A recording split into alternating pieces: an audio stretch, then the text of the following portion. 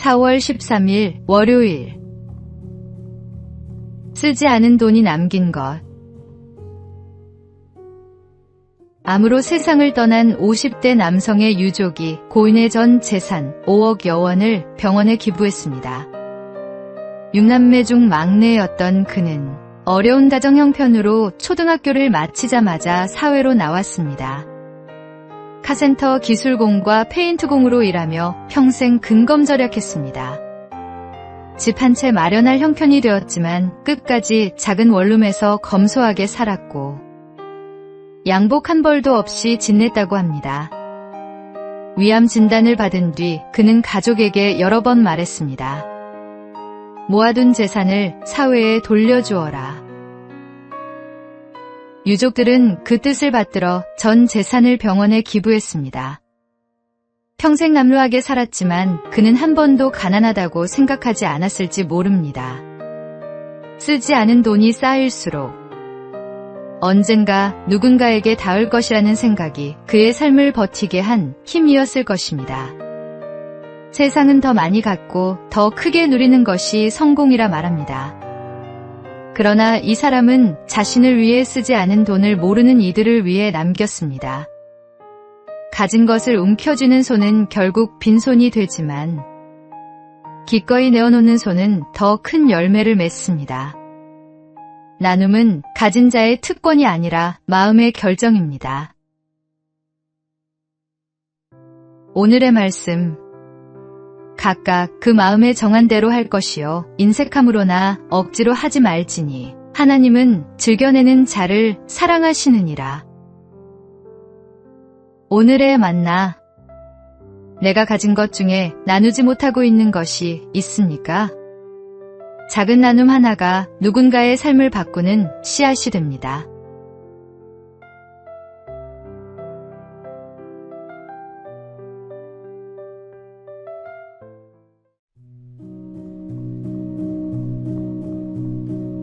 (4월 14일) 화요일.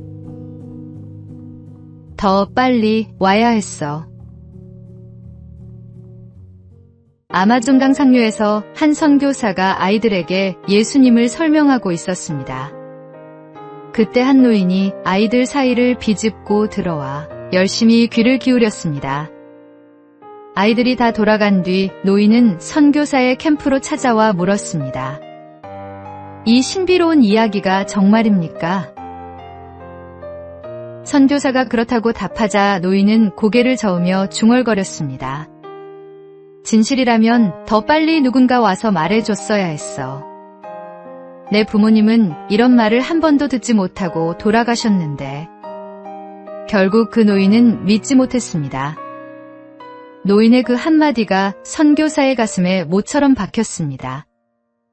너무 늦게 왔다는 말이 아니라 왜 아무도 오지 않았냐는 말이었기 때문입니다. 우리 주변에도 이런 사람이 있을 수 있습니다. 복음을 한 번도 들어본 적 없는 사람, 진지하게 전도를 받아보지 못한 사람이 생각보다 많습니다. 하나님은 우리에게 능력을 주셨고 모든 권세를 맡기셨습니다. 머뭇거리지 마십시오. 오늘 당신 곁에 있는 그 한 사람에게 먼저 다가가십시오. 전하지 않으면 누군가는 끝내 듣지 못하고 떠납니다. 오늘이 그 사람에게 전도할 마지막 기회일 수 있습니다. 오늘의 말씀. 그런즉 그들이 믿지 아니하는 일을 어찌 부르리요? 듣지도 못한 일을 어찌 믿으리요? 전파하는 자가 없이 어찌 들으리요? 오늘의 만나. 복음은 들어야 믿을 수 있고 누군가 전해야 들을 수 있습니다.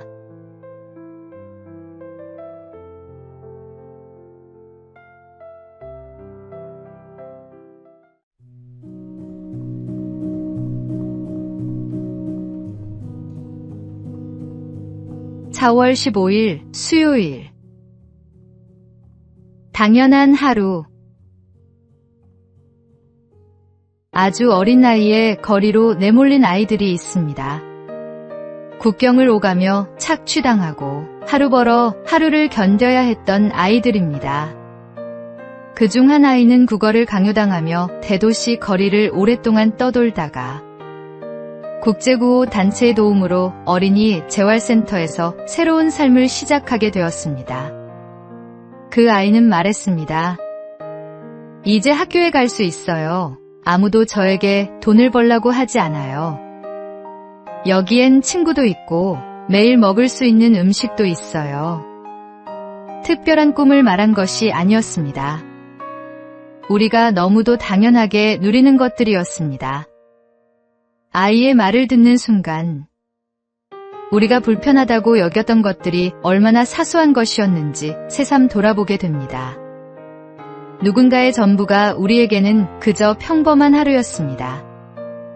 반면 우리는 학교에 가기 싫다 투정하고 남은 음식 앞에서도 쉽게 수저를 내려놓습니다. 하나님께서 허락하신 풍요 속에서 우리는 그 풍요를 당연하게 여기곤 합니다. 자녀에게 더 좋은 것을 주고 싶은 마음보다 먼저 가르쳐야 할 것은 감사할 줄 아는 마음입니다. 오늘 우리가 누리는 이 일상이 누군가에게는 간절한 기도 제목임을 기억하십시오.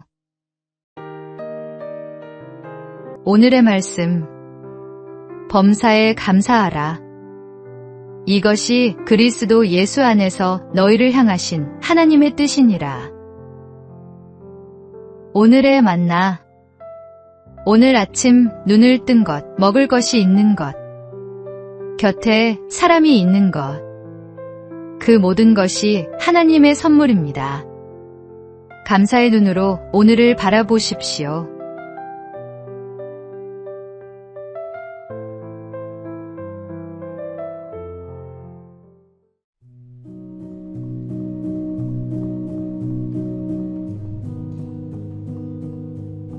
(4월 16일) 목요일. 약점이 빚어낸 명작. 영국의 유명한 도자기 브랜드 웨지우드의 창립자 조사이어 웨지우드는 어린 시절 천연두를 알아 오른쪽 다리를 절단해야 했습니다. 당시 장애는 큰 수치였고 도공으로서 물레를 발로 돌릴 수 없다는 치명적인 약점을 안고 있었습니다. 그러나 그는 오히려 물레 앞에 앉아 있을 수 없었기에 디자인과 기술 혁신에 더욱 집중했고 결국 영국 왕실이 선택한 세계 최고의 도자기를 만들어냈습니다. 웨지우드는 자신의 한계를 탓하는 대신 그 한계 안에서 할 수 있는 것에 온 힘을 쏟았습니다. 못하는 것을 바라보지 않고 할 수 있는 것을 끝까지 파고든 것입니다. 그의 약점이 그를 장인 중에 장인으로 빚어낸 것입니다.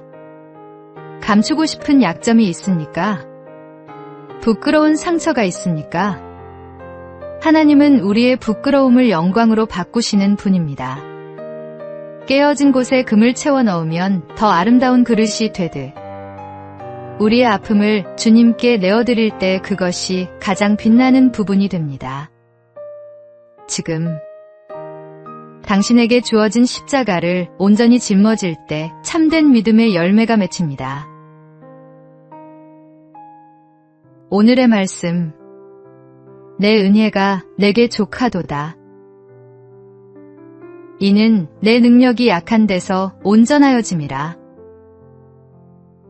오늘의 만나, 지금의 약함을 부끄러워하지 마십시오. 하나님의 손에 붙들릴 때 그 약함은 가장 강한 것이 됩니다.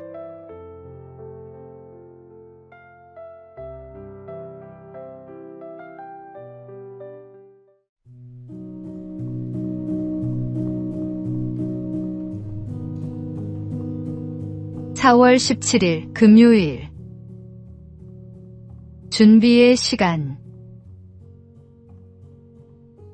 대만의 세계적인 영화감독 이안은 젊은 시절 6년간의 긴 방황을 겪었습니다.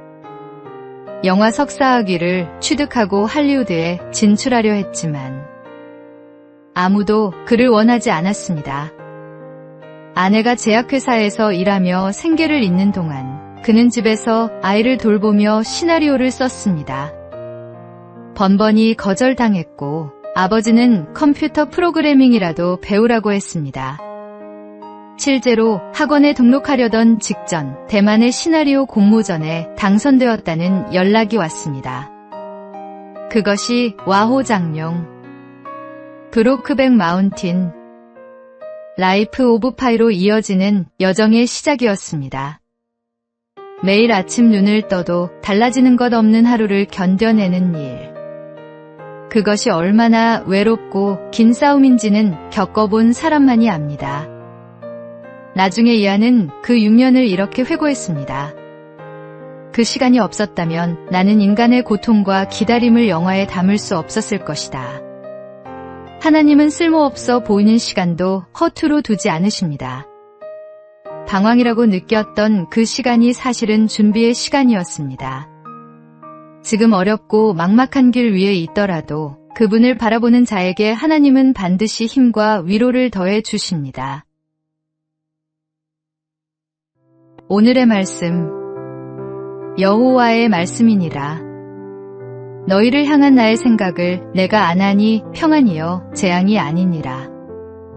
너희에게 미래와 희망을 주는 것이니라. 오늘의 만나. 지금의 기다림이 낭비처럼 느껴질 때 그 시간도 하나님의 계획 안에 있음을 믿으십시오.